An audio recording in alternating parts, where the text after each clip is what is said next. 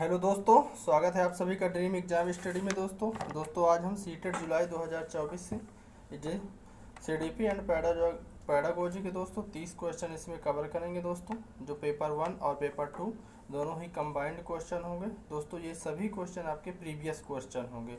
जो भी दोस्त अभी तक हमारे चैनल में नए हों तो आप सभी लोगों से निवेदन है कि आप हमारे चैनल को सब्सक्राइब कर लें और बेल आइकन को भी दबा लें, ताकि जैसे ही हमारा वीडियो पहुंचे आप सभी लोगों तक पहुंच सके। आइए दोस्तों देखते हैं क्वेश्चन। दोस्तों निम्नलिखित में से क्या एक प्रगतिशील कक्षा की विशेषता है। दोस्तों इन चार ऑप्शनों में से हमको यह बताना है कि वह कौन सा ऑप्शन है जो हमारी प्रगतिशील कक्षा को क्या करता है, विशेषता बताता है। ऑप्शन ए में है शिक्षिका पूरी तरह से कक्षा को नियंत्रित करती है। ऑप्शन बी है बच्चों की भागीदारी न्यूनतम है। ऑप्शन सी है गतिविधियों कार्य करते समय बच्चों को मूल्यांकन किया जाता है। एंड ऑप्शन डी है समय सारणी और बैठने की व्यवस्था तय है। बताइए दोस्तों वह कौन सा ऑप्शन है जो हमारी बच्चों की प्रगतिशील कक्षा की विशेषता को बता रहा है। तो दोस्तों कौन सा होगा, वह होगा ऑप्शन सी होगा, जो गतिविधियों और कार्य करते समय बच्चों का मूल्यांकन किया जाता है। गतिविधियां जब बच्चे कर रहे हों, खेल कूद कर रहे हों या अपना कोई होमवर्क कर रहे हों या कार्य कर रहे हों, उस समय बच्चे का मूल्यांकन करना, यह कौन सी है, यह प्रगतिशील कक्षा की एक विशेषता होगी दोस्तों। आइए दोस्त अगला क्वेश्चन है हमारा। क्वेश्चन दोस्तों, राष्ट्रीय शिक्षा नीति 2020 प्रस्तावित करती है कि मूल्यांकन ... पूरा करना है। ऑप्शन ए है शैक्षणिक वर्ष में एक बार ली जाने वाली औपचारिक परीक्षा के माध्यम से किया जाना चाहिए। या ऑप्शन बी है एक निश्चित अवधि में बच्चे की प्रगति का पता लगाने के लिए महत्वपूर्ण है। या ऑप्शन सी सभी शैक्षिक गतिविधियों का केंद्र होना चाहिए। या ऑप्शन डी योग्यता के क्रम में बच्चों को रैंक देना चाहिए। रैंक देने के लिए महत्वपूर्ण है। बताइए राष्ट्रीय शिक्षा नीति क्या सुझाव देती है दोस्तों, किसके लिए, मूल्यांकन के लिए क्या सुझाव देती है दोस्तों। तो राष्ट्रीय शिक्षा नीति, इसका उत्तर होगा दोस्तों ऑप्शन बी होगा, एक निश्चित समय अवधि में बच्चों की प्रगति का पता लगाने के लिए कहती है। क्या कहती है, एक निश्चित समय अवधि में बच्चे के प्रगति का पता लगाना है। ऑप्शन बी इसका राइट आंसर होगा दोस्तों। आइए दोस्त अगला क्वेश्चन है हमारा। क्वेश्चन दोस्तों, निम्नलिखित में से कौन सा अभ्यास विविध अधिगम प्राथमिकताओं वाले विद्यार्थियों को शामिल करने में सहायक होगा। इन चार ऑप्शनों में से कौन सा ऑप्शन होगा दोस्तों जो विविध अधिगम प्राथमिकता वाले विद्यार्थियों को शामिल करने में सहायक। ऑप्शन ए है कार्य की प्रासंगिकता, मूल्य और प्रामाणिकता को कम करना। या ऑप्शन बी आसपास के खतरों और विकर्षणों को कम करना। या ऑप्शन सी उपकरणों और सहायक तकनीकों तक पहुंच कम करना। या ऑप्शन डी विद्यार्थियों की व्यक्तिगत पसंद और स्वायत्तता को प्रतिबंधित करना। बताइए दोस्तों इसका उत्तर क्या होगा। क्वेश्चन नंबर 123 का क्या उत्तर होगा दोस्तों, बताएं सभी लोग। तो दोस्तों जो इसका उत्तर होगा ऑप्शन बी होगा, आसपास के खतरों और विकर्षणों को कम करना होगा। क्या होगा, आसपास के खतरों और विकर्षणों को कम करना। ऑप्शन नंबर बी इसका राइट आंसर होगा दोस्तों। क्वेश्चन नंबर 124 है विद्यार्थियों के अधिगम को सुसाध्य करने के लिए एक शिक्षिका को निम्नलिखित में से किस पर ध्यान देना चाहिए। ऑप्शन ए परीक्षाओं के प्रति भय पैदा करना चाहिए। या ऑप्शन बी रटकर याद करने पर बल देना चाहिए। या ऑप्शन सी निष्क्रिय सुनने को बढ़ावा देना चाहिए। या ऑप्शन डी बच्चों के पूर्व ज्ञान से संबंध जोड़ना चाहिए। बताइए इसका उत्तर क्या होगा दोस्तों, क्या होगा दोस्तों इसका उत्तर। तो दोस्तों जो इसका उत्तर होगा ऑप्शन डी होगा, बच्चों के पूर्व ज्ञान से संबंध को जोड़ना चाहिए। क्या करना चाहिए दोस्तों, जो बच्चे पहले सीख चुके हैं उसी ज्ञान से बच्चों को पढ़ाने का प्रयास करना चाहिए और उन्हीं के ज्ञान से ले करके आगे के तरीकों को बताना चाहिए दोस्तों। आइए दोस्त अगला क्वेश्चन है हमारा। क्वेश्चन नंबर 125 है ... के इस्तेमाल से विद्यार्थियों की उपलब्धि में डॉट डॉट होने की संभावना है। इन डॉट डॉट को हमें भरना है दोस्तों। ऑप्शन ए में है प्रासंगिक पाठ्यक्रम या कमी होगा। ऑप्शन नंबर बी शिक्षार्थी केंद्रित शिक्षा शास्त्र या कमी होगा। या ऑप्शन नंबर सी सामाजिक सहयोग वृद्धि होगी। या ऑप्शन नंबर डी सामाजिक बहिष्कार या सुधार होगा। तो क्या भरा जाएगा दोस्तों? दोस्तों जो इसमें भरा जाए क्या, सामाजिक सहयोग के इस्तेमाल से विद्यार्थियों की उपलब्धि में वृद्धि की संभावना होती है। ऑप्शन नंबर सी इसका राइट आंसर होगा दोस्तों। क्या होगा? ऑप्शन नंबर सी इसका राइट आंसर होगा। क्या? सामाजिक सहयोग के इस्तेमाल से विद्यार्थियों की उपलब्धि में वृद्धि की संभावना होती है। ऑप्शन नंबर सी इसका राइट आंसर होगा दोस्तों। आइए दोस्त अगला क्वेश्चन है, निम्नलिखित में से कौन सा कथन सही नहीं है? इन चार ऑप्शनों में से ऐसा कौन सा कथन है दोस्तों जो सही नहीं है? विकास क्रमबद्ध व व्यवस्थित होता है। या ऑप्शन नंबर बी विकास केवल आनुवंशिकता पर प्रभावित होता है। या ऑप्शन नंबर सी विकास के सभी क्षेत्र एक दूसरे पर निर्भर करते हैं। या ऑप्शन नंबर डी विकास की गति व्यक्तिगत होती है। तो क्या होगा दोस्तों इसका उत्तर? दोस्तों जो इसका उत्तर होगा क्या होगा? ऑप्शन नंबर बी होगा। विकास केवल आनुवंशिकता पर प्रभावित नहीं होता दोस्तों। विकास केवल आनुवंशिकता पर प्रभावित नहीं होता। विकास जबकि पर्यावरण और आनुवंशिकता दोनों से प्रभावित होता है। विकास दोस्तों किससे? पर्यावरण और आनुवंशिकता दोनों से प्रभावित होता है, ना कि आनुवंशिकता से। आइए दोस्त अगला क्वेश्चन है, मूर्त संक्रियात्मक अवस्था में बच्चों को पढ़ाते हुए एक शिक्षक को क्या नहीं करना चाहिए? क्या नहीं करना चाहिए दोस्तों? ऑप्शन ए वर्गीकरण के मौके देना चाहिए। ऑप्शन नंबर बी ऐसी समस्याएं देना जिसमें अमूर्तता की आवश्यकता हो। या ऑप्शन नंबर सी क्रमिक करने के कार्य देना। या ऑप्शन नंबर डी मूर्त संसाधन देना। क्या होगा दोस्तों इसका उत्तर? बताएं सभी लोग। मूर्त संक्रियात्मक अवस्था के बच्चों को पढ़ाते हुए एक शिक्षिका को क्या नहीं करना चाहिए दोस्तों? तो दोस्तों क्या नहीं करना चाहिए? ऑप्शन बी होगा ऐसी समस्याएं देना चाहिए जिसमें अमूर्तता की आवश्यकता हो। क्या हो? ऐसी समस्याएं देना चाहिए जिनमें क्या हो? अमूर्तता की आवश्यकता हो। आइए दोस्त अगला क्वेश्चन देखते हैं क्या है। क्वेश्चन है दोस्तों 128 नंबर का, एक प्रगतिशील कक्षा में अधिगम डॉट डॉट पूरा करना है। अंतःक्रिया व संवाद द्वारा होता है। ऑप्शन नंबर ए है। ऑप्शन बी में क्या है? शिक्षकों को अधिगमकर्ता के द्वारा एक तरफा प्रसारण के रूप में होता है। ऑप्शन नंबर सी निष्क्रिय अभिग्रहण द्वारा होता है। या ऑप्शन नंबर डी केवल अधिगमकर्ताओं की जिम्मेदारी व शिक्षकों की कोई भूमिका नहीं होती। बताइए एक प्रगतिशील कक्षा में अधिगम कैसे होता है? तो कैसा होता है दोस्तों अधिगम? दोस्तों अधिगम होता है एक अंतःक्रिया व संवाद के द्वारा होता है। कैसा होता है दोस्तों अधिगम? अंतःक्रिया और संवाद के द्वारा अधिगम होता है एक प्रगतिशील कक्षा में दोस्तों। इसका option number A right answer होगा दोस्तों।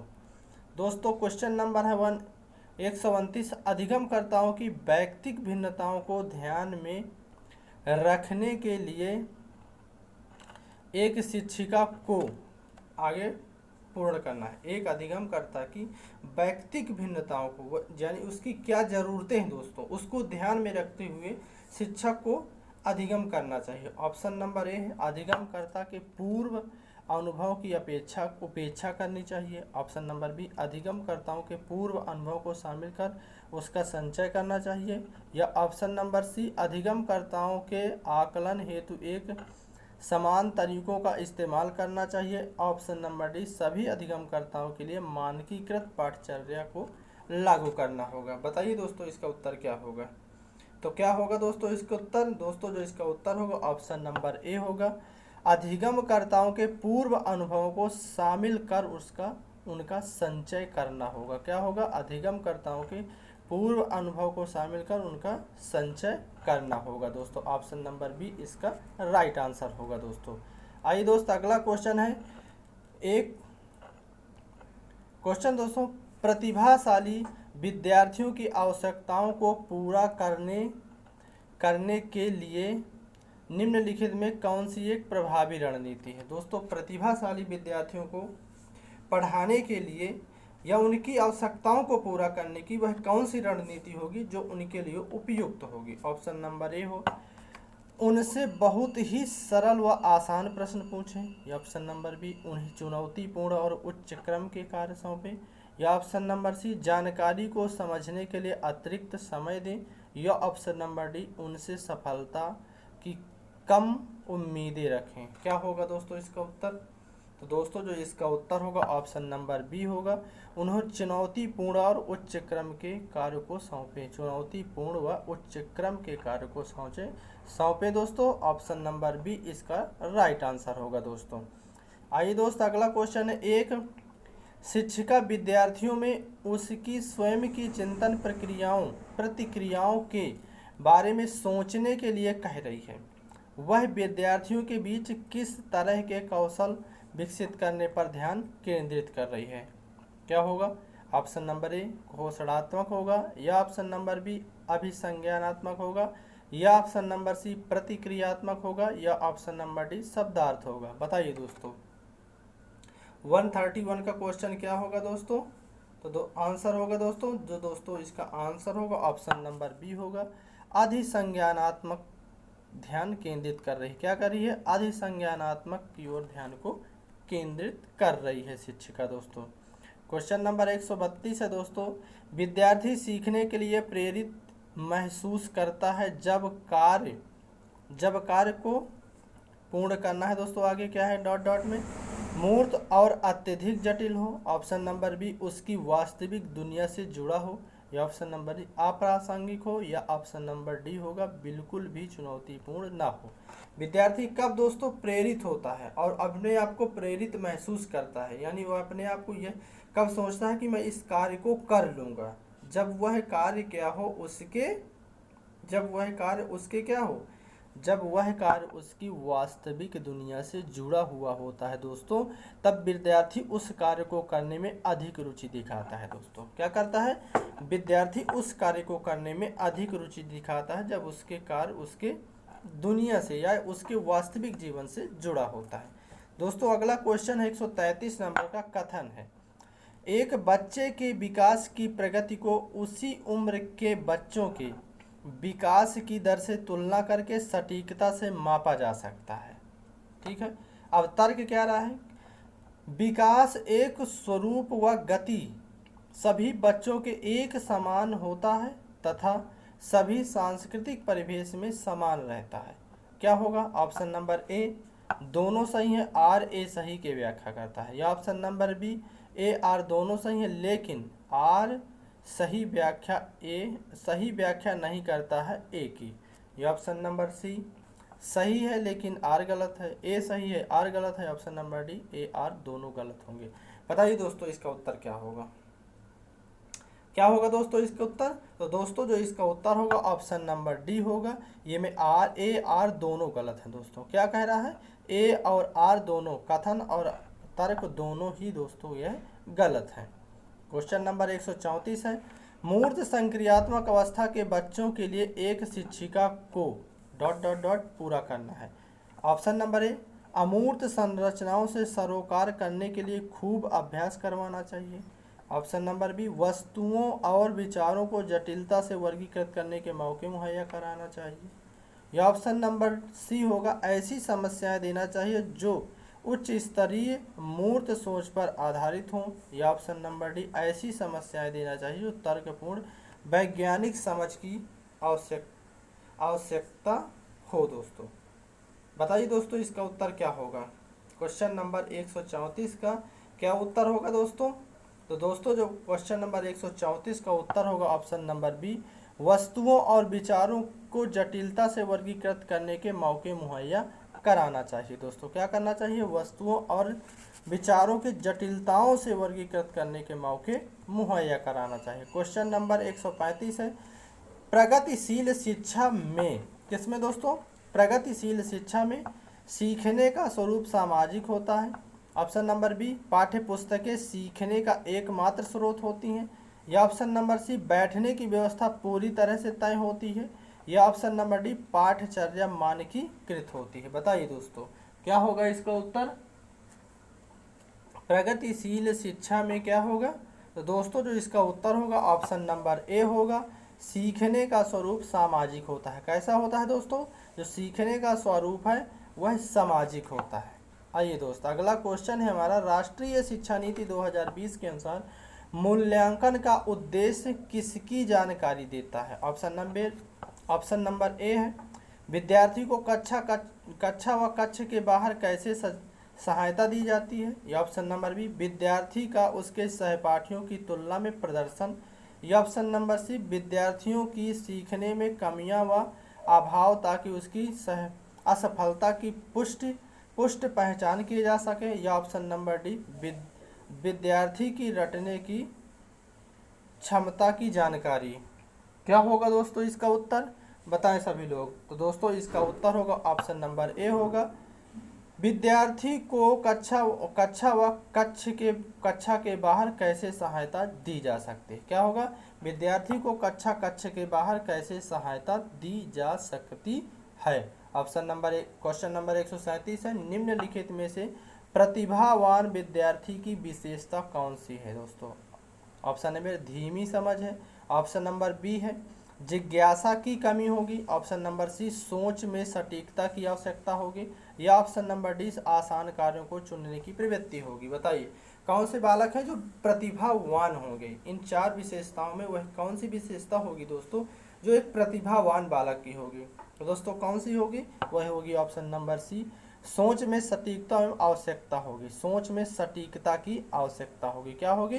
सोच में उनकी सटीकता होगी प्रतिभावान बालक के। क्वेश्चन नंबर 138 है, एक निर्दिष्ट लक्ष्य तक पहुंचने के लिए विद्यार्थी को उनके संज्ञानात्मक क्षमताओं पर प्रोत्साहित करके एक शिक्षक निम्नलिखित में किसके विकास को सुगम बना रहा है? ऑप्शन नंबर ए, घोषणात्मक ज्ञान को। ऑप्शन नंबर बी, प्रतिक्रियात्मक ज्ञान को। या ऑप्शन नंबर सी, अधिगम या मेटा कॉग्निशन को। या ऑप्शन नंबर डी, रट कर याद रखना। बताइए दोस्तों, एक निर्दिष्ट लक्ष्य तक पहुंचने के लिए विद्यार्थी को उनकी संज्ञानात्मक क्षमताओं पर प्रोत्साहित करके एक शिक्षक किस विकास का सुगम बना रहा है दोस्तों? तो किस विकास को सुगम बना रहा है दोस्तों? ऑप्शन नंबर सी होगी, अधिसंज्ञान यानी मेटा कॉग्निशन को बना रहा है। क्या कह रहा है? अतिसंज्ञान या मेटा कॉग्निशन को बना रहा है। आइए दोस्तों अगला क्वेश्चन है, निम्नलिखित में से कौन सा आंतरिक प्रेरणा का उदाहरण है? आंतरिक प्रेरणा किस में है दोस्तों? इन चार ऑप्शनों में से कौन है जो एक आंतरिक प्रेरणा को दर्शा रहा है? ऑप्शन ए, माता पिता द्वारा दंड से बचने के लिए अध्ययन करना।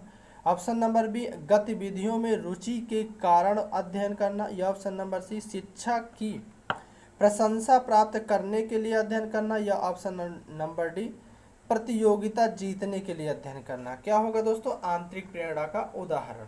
क्या होगा दोस्तों जो आंतरिक प्रेरणा होगी? ऑप्शन नंबर बी होगी, यानी एक गतिविधि में रुचि के कारण अध्ययन। गतिविधि में क्या होगी? हमें अगर किसी कार्य को करने में हमें रुचि है दोस्तों ना, तो उसे हम आंतरिक प्रेरणा के द्वारा ही रुचि प्राप्त करते हैं। ठीक है ना। आइए अगला क्वेश्चन दोस्तों, पियाजे के सिद्धांत में वह प्रक्रिया जिसमें एक बच्चा नए अनुभव का बोध करने के लिए अपने स्कीमा को रूपांतरित और संशोधित करता है, क्या कहलाती है दोस्तों? क्या यह अनुकूलन कहलाती है, समायोजन कहलाती है, केंद्रीकरण कहलाती है, संरक्षण कहलाती है? क्या कहलाती है दोस्तों? जिसमें वह अपने स्कीमा को क्या करता है? रूपांतरित करता है और संशोधित करता है। तो दोस्तों यह कौन सी प्रक्रिया कहलाती है? यह दोस्तों समायोजन कहलाती है। क्या कहलाती है दोस्तों? यह समायोजन कहलाती है, यानी किसी स्कीमा को रूपांतरित करना या संशोधन करना क्या कहलाता है दोस्तों? यह समायोजन कहलाता है। अगला दोस्तों है 141, उस तर्क की पहचान करें जो लॉरेंस कोहलबर्ग के नैतिक विकास के सिद्धांत में सामाजिक अनुबंध अभिविन्यास के चरण को रेखांकित करता है। ऑप्शन नंबर ए, आदर्श पारस्परिकता की समझ। या ऑप्शन नंबर बी होगा, सामाजिक व्यवस्था सुनिश्चित करने के लिए नियम महत्वपूर्ण है। या ऑप्शन नंबर सी, मानव उद्देश्य को आगे बढ़ाने के लिए कानून और नियम लचीले उपकरण है। या ऑप्शन नंबर डी, विवेक के स्वचुने हुए नैतिक सिद्धांतों द्वारा सही कार्यवाही को परिभाषित करके। बताइए दोस्तों क्या होगा 141 का आंसर? तो क्या होगा दोस्तों, आंसर होगा ऑप्शन नंबर सी होगा। मानव उद्देश्यों को आगे बढ़ाने के लिए कानून और नियम लचीले उपकरण होते हैं। कैसे होते हैं दोस्तों, लचीले उपकरण होते हैं कानून एवं नियम, किसके लिए, मानव के उद्देश्यों को आगे बढ़ाने के लिए दोस्त। आइए दोस्त अगला क्वेश्चन देखते हैं क्या है। एक शिक्षिका अपनी कक्षा में व्यक्तिगत भिन्नताओं का अर्थ पूर्ण ढंग से किस प्रकार ध्यान में रख सकती है। ऑप्शन नंबर ए, यह स्वीकार करके कि भिन्नताओं का अर्थ अभाव नहीं है। या ऑप्शन नंबर बी, अकादमिक क्षमताओं के आधार पर बच्चों का नामांकन।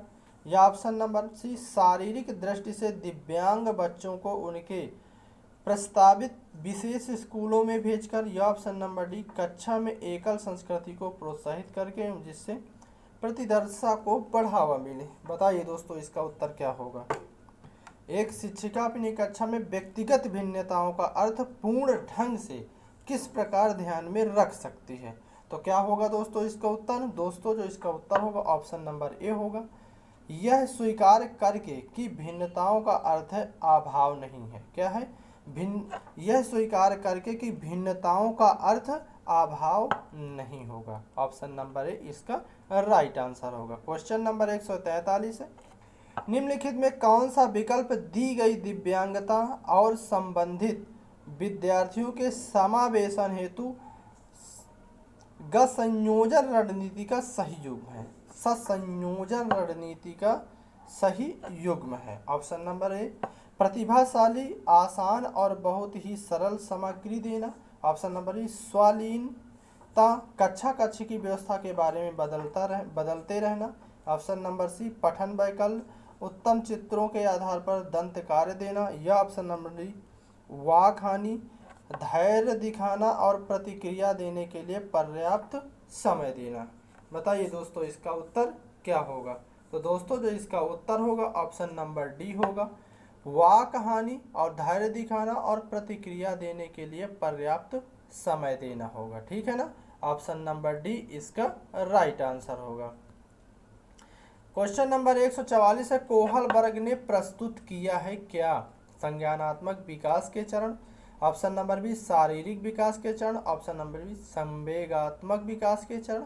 या ऑप्शन नंबर डी, नैतिक विकास के चरण। बताइए लॉरेंस कोहलबर्ग ने क्या प्रस्तुत किया है। तो दोस्तों क्या प्रस्तुत किया है लॉरेंस कोहलबर्ग ने, लॉरेंस कोहलबर्ग ने नैतिक विकास के चरण बताए हैं। क्या बताए हैं दोस्तों, नैतिक विकास के चरणों को किसने बताया है, लॉरेंस कोहलबर्ग ने बताया है।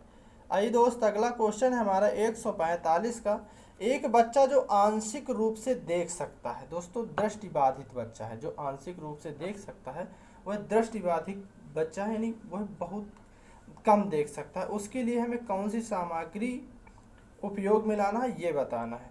बिना ऑप्शन नंबर ए है, बिना किसी विशेष प्रावधान के उसे नियमित विद्यालय में डालना चाहिए। ऑप्शन नंबर बी, उसे शिक्षा नहीं देनी चाहिए क्योंकि वह उसके किसी काम की नहीं आएगी। ऑप्शन नंबर सी, उसे अलग संस्थान में डालने की आवश्यकता है। या ऑप्शन नंबर डी, विशेष प्रावधान करते हुए नियमित विद्यालय में रखना चाहिए। तो क्या होगा इसका उत्तर, बताएं सभी लोग। आंशिक रूप से देख सकता है एक बच्चा, उसके लिए क्या सही होगा, बताएं सभी लोग। तो दोस्तों जो इसका उत्तर होगा ऑप्शन नंबर डी होगा, विशेष प्रावधान करते हुए से नियमित विद्यालय में ही रखना चाहिए। ठीक है ना, कैसे दोस्तों, विशेष प्रावधान करते हुए उसे नियमित विद्यालय में ही हमको पढ़ाना होगा। अगला क्वेश्चन है दोस्तों, सामाजिक और शारीरिक आधार पर महिला और पुरुष में भिन्नता है। सामाजिक और शारीरिक आधार पर महिला और पुरुष में भिन्नता है दोस्तों। ठीक है, इस कथन का मुख्य लक्ष्य है कि महिला और पुरुष के भेद को समुचित रूप में व्यवहार के द्वारा समझा जाता है। क्या, समायोजित, लिंग भेद, मनोवैज्ञानिक या तुलनात्मक। क्या व्यवहार उनके द्वारा समझा जा सकता है दोस्तों। तो दोस्तों क्या समझा जाता है दोस्तों, जो इसका उत्तर होगा ऑप्शन नंबर बी होगा, यहाँ पर लिंग भेद होता है। क्या होता है दोस्तों, जो महिला और पुरुष अलग देखते हैं दोस्तों, तो किसके कारण, लिंग भेद के कारण दोस्तों महिला और पुरुष अलग दिखते हैं दोस्तों। ठीक है ना, आए दोस्त अगला क्वेश्चन है हमारा 147 नंबर का, शिक्षण की वह तकनीकी जिसमें मूल प्रवृत्तिक अभिप्रेरणा का गुण पाया जाता है। ऑप्शन नंबर बी कथन तकनीकी होगा। ऑप्शन नंबर बी शिक्षार्थियों के साथ अन्योन्य क्रिया होगी।